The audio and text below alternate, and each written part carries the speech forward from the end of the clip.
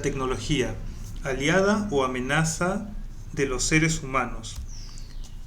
Según diversas estadísticas sobre el futuro laboral, los seres humanos nos encontramos ante la disyuntiva de competir ya no solamente con otras personas o profesionales, sino también con máquinas, con robots, con algoritmos de inteligencia artificial. Estas son estadísticas que nos hablan del futuro laboral y cómo se ve comprometido o amenazado por el desarrollo de la tecnología. Estas estadísticas que nos decían que en los próximos 4 o 5 años se iban a generar una serie de extinciones masivas de puestos de trabajo, se han visto acelerados, como todos sabemos, por el contexto de la pandemia. Lo que debía ocurrir en años está ocurriendo en meses y es común ver estas noticias desalentadoras de despidos masivos y cierres de empresas y de diversos rubros. Por el contrario, y pareciera tomado de otro contexto, parecieran ser noticias de otra realidad, vemos empresas que en el mismo ámbito están generando más bien contrataciones masivas y están creciendo incluso más que en años anteriores. Entonces, ¿cómo explicar estos dos lados de la misma moneda? Para ello es importante tener una perspectiva de cómo la tecnología ha ido evolucionando y cuáles son las ventajas que están brindando en las distintas industrias, ¿no? Como diría Kevin Kelly, cuando nace la primera revolución industrial llamada músculo, el hombre inventa el músculo artificial, ¿no? Con estas primeras máquinas, con estos primeros dispositivos que le permiten reemplazar la fuerza humana o la fuerza animal.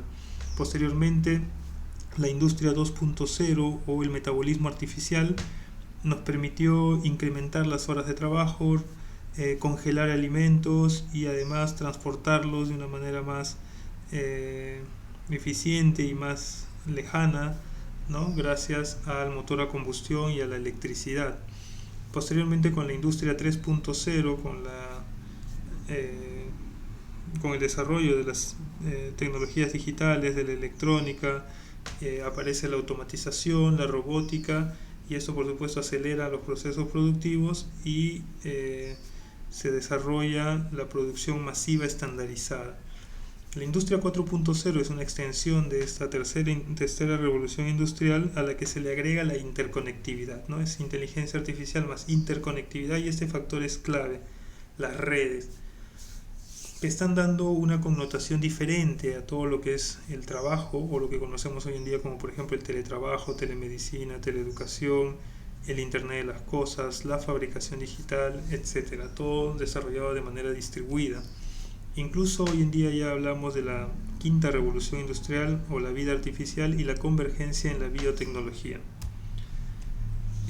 Cuando hacemos un estudio del nivel de vulnerabilidad de las empresas en relación a su nivel de madurez industrial y a la situación que vivimos de la pandemia, vemos que aquellas empresas que están en un nivel de madurez industrial entre 1 y 2.0 tienen un mayor riesgo a cerrar o a quebrar, ¿no? Versus aquellas que están en 3 o 4.0, que son las que más han crecido, las que más se han desarrollado, incluso han incrementado sus ingresos en los últimos meses, ¿no? Y esto explica en cierto modo, ¿no? este contraste, estos dos lados de la moneda, y la razón por la que es fundamental que el Perú dé ese salto, ¿no? Hacia lo más avanzado en manufactura digital, ¿no? Para poder identificar en qué nivel de madurez industrial nos encontramos, he desarrollado junto con el equipo de FabLab Perú una herramienta que se denomina el índice de madurez industrial, que permite identificar entre la industria 1 y 4.0 dónde nos encontramos. Según este índice, Latinoamérica se encuentra en 2.5, Perú antes de la pandemia en 2.2, esto debido a, como sabemos, por ser un país exportador principalmente de materia prima, y le vendemos nuestros productos especialmente a Asia, ¿no? Y en el caso de China, por ejemplo, nuestro principal comprador, pues lo que hace con esta materia prima es industria 3, 4.0. Sabemos que no hay mayor secreto al respecto, que si queremos dar ese salto cualitativo debemos apuntar al desarrollo de este tipo de manufactura, y qué se necesitaría, ¿no? En el contexto de la pandemia, el Perú ha dado un salto significativo, ¿no? En los últimos 12 meses hemos pasado de 2.2 a 2.4, son cerca de 16 años de salto de brecha, pero no quisiéramos que esto se deba a algo fortuito, ¿no? Sino que sea algo realmente sostenible y que tenga una base sólida en la educación. ¿Cómo dar ese salto a un Perú 5.0, ¿no? Más aún en el marco de nuestro bicentenario? En ese sentido, este proyecto para la incorporación y la actualización de las competencias técnicas o de los laboratorios tecnológicos, ¿no? Formativos en los colegios de secundaria es clave, y algunos aspectos a considerar en cuanto a los cambios de paradigmas que estas tecnologías nos traen, ¿no? Uno de ellos es el paso del consumidor al prosumidor. La tecnología del do it yourself o hazlo tú mismo, o mejor dicho la cultura, ¿no? Del hazlo tú mismo, nos permite empoderar a los estudiantes, a los maestros, para que no dependan de los modelos tradicionales para su formación, es decir, que se hagan autogestores de su educación, más aún con el acceso que tienen hoy en día o que tenemos, ¿no? a gran cantidad de información. Y esta es la base para este cambio de cultura, ¿no? Pasar del modelo del consumidor, del que consume productos, pero también del que consume metodologías o tecnologías que otros países crean, por el de generarlos nosotros mismos. La democratización tecnológica nos permite acceder, ¿no? Por ejemplo, como en este caso, gracias a las revoluciones de la comunicación y la computación, y que dan como consecuencia lo que conocemos hoy en día como las TICs, ¿no? Las tecnologías de la información y la comunicación, nos han permitido transformar los procesos productivos, educativos, etcétera. Lo mismo empieza a ocurrir ahora con la fabricación, ¿no? Estamos hablando ya no solamente de las TICs, sino de las TICF con una F al final, las tecnologías de la información, la comunicación y de la fabricación digital, que al igual que como ahora tenemos celulares y computadoras personales, dentro de poco tener nuestra fábrica personal en casa va a ser tan común como tener un celular. Y este concepto de hazlo tú mismo y de pasar del consumidor al prosumidor nos permite también revertir el flujo tradicional de la enseñanza en los centros, no solamente básicos, sino también superior en el Perú, ¿no? Es decir, de consumir tecnologías o metodologías que en otros países se generan para aplicarlos a un contexto local, por el de generar tecnologías locales, metodologías, conocimiento local para un impacto global.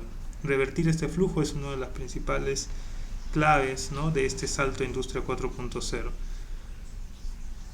Otro paradigma importante a considerar es el cambio del aula o del espacio de aprendizaje como cuadrado al círculo.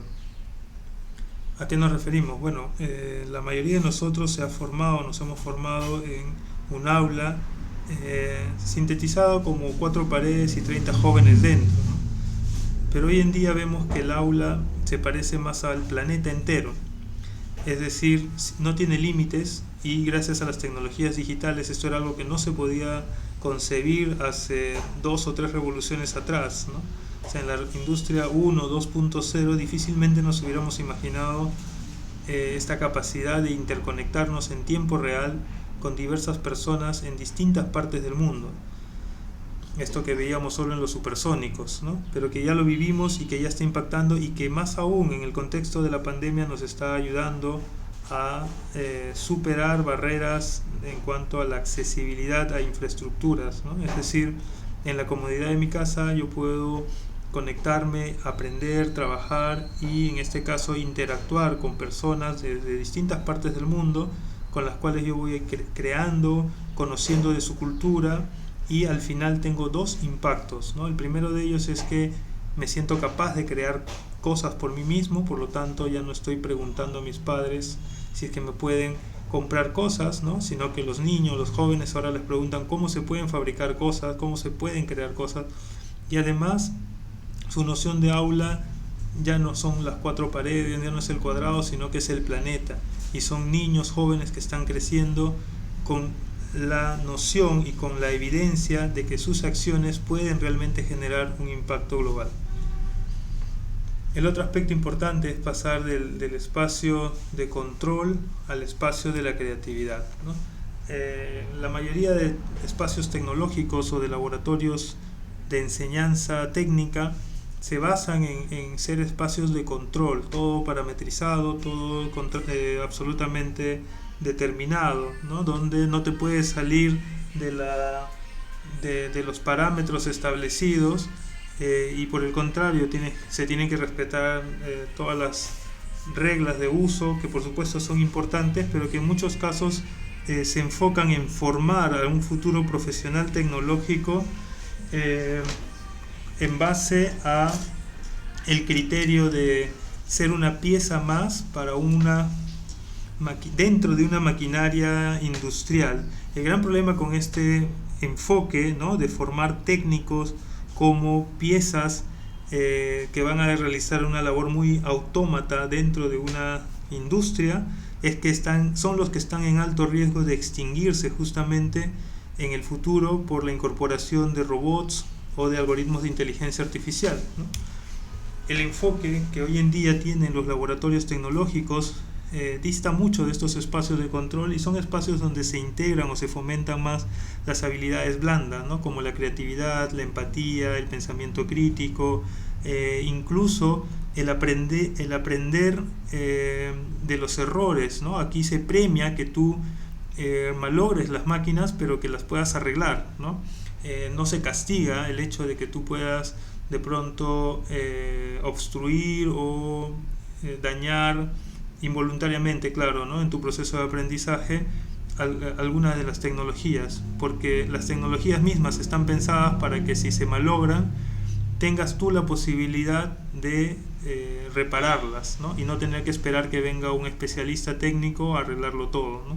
Entonces es parte de ese proceso de aprender, de romper el miedo o perder el miedo a la tecnología e incentivar un tipo de profesional que no solamente va a conocer de manera profunda las máquinas o las tecnologías con las que opera, sino que más adelante, en caso de que aparezca un robot o un algoritmo que pueda hacer su labor, ellos puedan migrar o tener mayor flexibilidad de adaptarse a otros tipos de labores que agreguen valor en otras áreas de la compañía, o también emprender y generar sus propios negocios, ¿no? El otro concepto importante es pasar del espacio cerrado al espacio abierto, es decir, los laboratorios avanzados de tecnología por lo general se creían, ¿no?, solamente restringidos a los grandes especialistas. En mi experiencia visitando algunos laboratorios, por ejemplo en este caso en Moscú, he podido ver cómo los científicos, ¿no?, y tecnólogos trabajan de la mano con también los estudiantes, ¿no?, y estudiantes de distintas edades, ¿no?, aprendiendo, por ejemplo, a armar y desarmar satélites, a ensamblar cadenas de producción, etcétera, ¿no? Si bien, por ejemplo, cuando hablamos de apertura, también tiene que ver mucho con bajar la valla, ¿no?, o mejor dicho, ampliar el acceso a tecnologías a todas las edades, ¿no?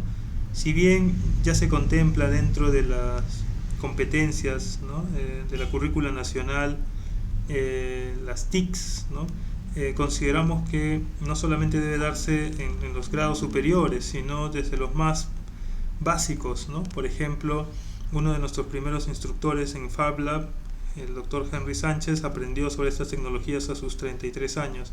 Luego le enseñó a distintas personas, entre ellos a Mateo de 10 años, quien también ya sabe dibujar, crear sus objetos e imprimirlos en 3D. Y a sus 10 años él enseñó a Camila de 4 años a hacer lo mismo, ¿no? Entonces, lo que antes hacía un especialista graduado de universidad de 33 años, ahora lo está haciendo una niña de 4. Y esto tiene que ver con justamente ampliar la base para la incorporación de estas tecnologías. De lo estandarizado a lo personalizado es otro factor crucial, muy importante para poder empoderar también el proceso de aprendizaje de los estudiantes, ¿no? Donde ellos ya no es que sigan un molde, sino que al igual que la cuarta revolución industrial nos permite fabricar productos altamente personalizados, ellos pueden personalizar su carrera, sus cursos de la manera que ellos deseen, ¿no? Como en este caso, una foto emblemática del año 2011 donde tenemos a Omar. En ese entonces tenía 13 años, Camila tenía 4 años y Joan no estaba en esta foto pero apareció después. Unos años después tenemos a Omar graduado como físico en la Universidad de Richmond en Estados Unidos. Joan conoció los Fab Labs a los 16, luego a sus 20 años ya está graduada también o está por graduarse en la Universidad de Pittsburgh en Estados Unidos también en neurociencias. Y Camila, que en ese entonces tenía 4, ahora sus 15 años, es una flamante profesora, ¿no? Todavía no ingresa a la universidad, pero ya está enseñando robótica a muchos alumnos de pregrado, incluso en universidades y en colegios. Y esto porque no esperaron una formación, un molde, sino que ellos mismos fueron gestando su propia educación y personalizándola en base a sus intereses, ¿no? Y finalmente, de la competencia a la convergencia. Vivimos en un contexto donde se habla mucho de colaborar, pero lo que más se fomenta, incluso en los colegios, es competir, ¿no? Hay competencias para todo, ¿no? Competencias entre colegios de música, de danzas, de matemáticas, de ferias de ciencia, de deportes, pero hay muy pocos espacios para la colaboración, ¿no? En ese sentido, las redes, la cuarta revolución industrial es una invitación también a desarrollar procesos educativos colaborativos que más adelante se van a evidenciar en procesos productivos y de fabricación y de innovación global colaborativos.